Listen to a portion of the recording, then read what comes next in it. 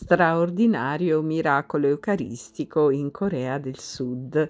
Salve a tutti carissimi. Oggi voglio parlarvi di uno straordinario miracolo eucaristico che è avvenuto in Corea del Sud.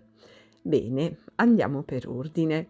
A partire dagli anni '80, precisamente dal 30 giugno del 1985, una signora di nome Julia Kim, nata a Naju in Corea del Sud, donna molto pia e devota, sposata con 4 figli, ha iniziato ad avere dei fenomeni straordinari. Ella possedeva una piccola immagine della, Santa Vergine Maria che proprio il 30 giugno del 1985 ha incominciato a versare lacrime di acqua e di sangue per più di 700 giorni, fino al 24 novembre del 1992. A partire da quel giorno, questa piccola statua ha incominciato ad emanare un olio profumato.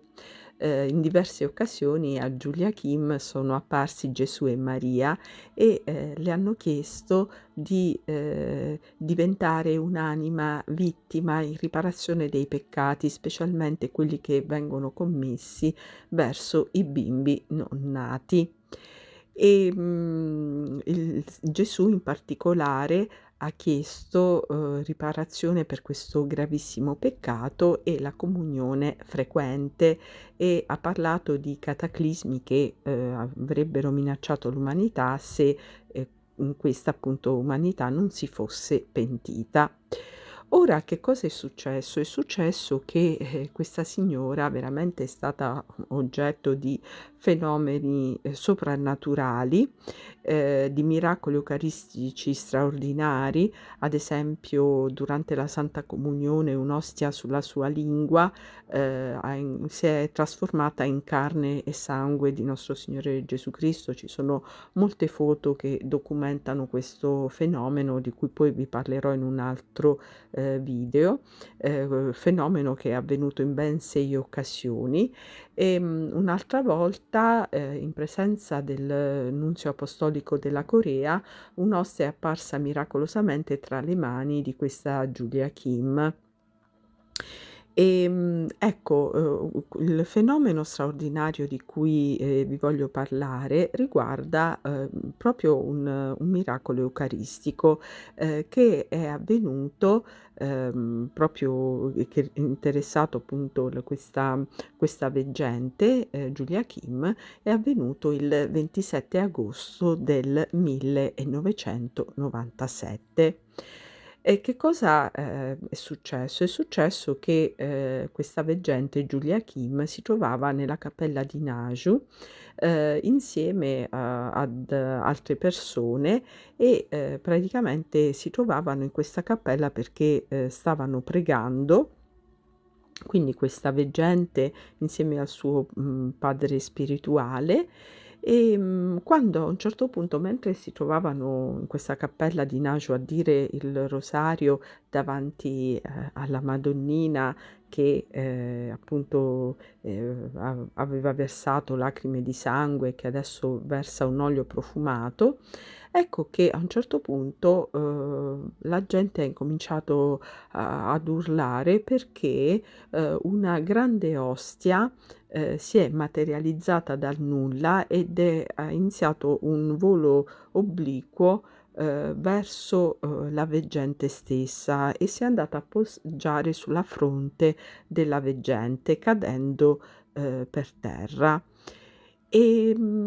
Praticamente, chiaramente il fenomeno è stato ripreso dalle telecamere di sorveglianza e di sicurezza, e immediatamente, il direttore spirituale, della veggente e, il ristretto numero di fedeli che erano con lei a pregare sono veramente, rimasti scioccati, si sono alzati in piedi, hanno incominciato a urlare, in stato di shock. E quindi a un certo punto, l'ossia è stata raccolta ed è stata, depositata in un'urna, di vetro e ancora oggi risulta incorrotta e, si può visitare, si può ammirare, insomma, in tutta la sua interezza ed incorruttibilità.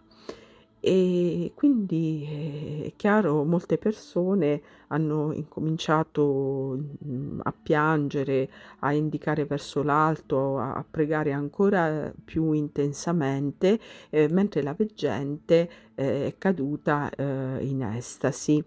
Bene, allora, non mi resta altro che farvi vedere questo filmato straordinario che documenta quel momento, della discesa di quest'ostia verso la veggente, quest'ostia che si materializza dal nulla, per lasciare il tutto alla vostra, valutazione.